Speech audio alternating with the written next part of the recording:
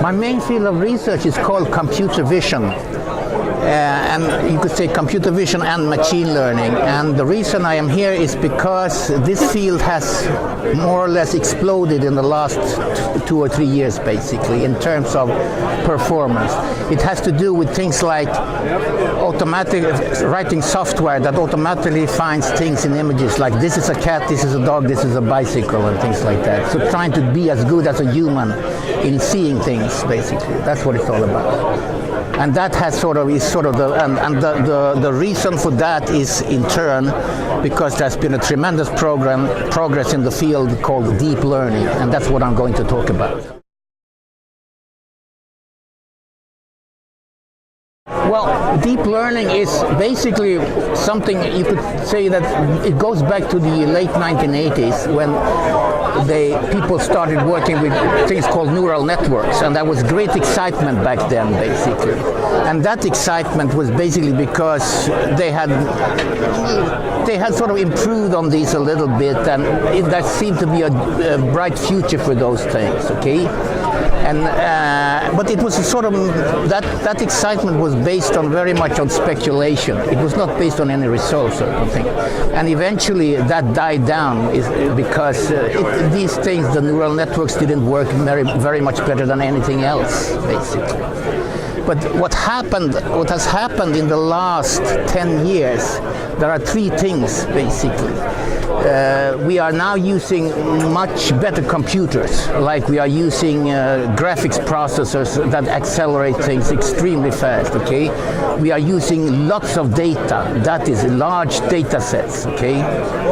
And people have sort of scaled up the neural networks tremendously, and they are more complex.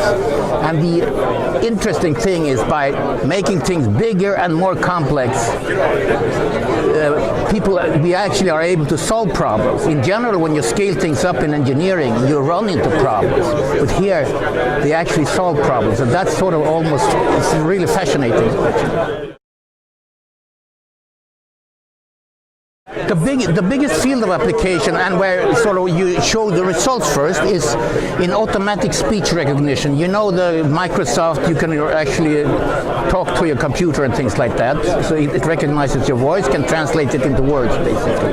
That was probably the first, about 10 years ago, okay?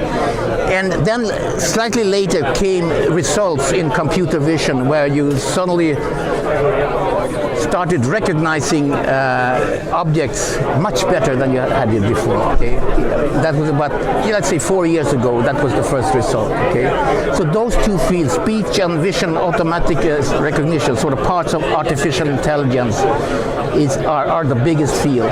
But also, actually, in language translation, for instance, and language understanding, natural language understanding, is also a very exciting field. But the fantastic thing about deep learning is that it seems to be applicable to almost any field where you have lots of data, basically, like bioinformatics, where you have all the genomes and things like that, okay?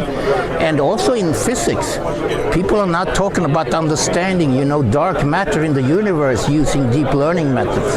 That's amazing. That has never happened before. So it's seems to be a very general procedure, actually, for achieving learning.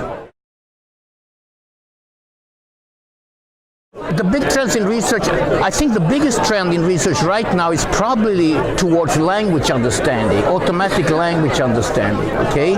That is that means that you should be able to talk to your computer and you don't know if it's a computer or a human you're talking to, okay?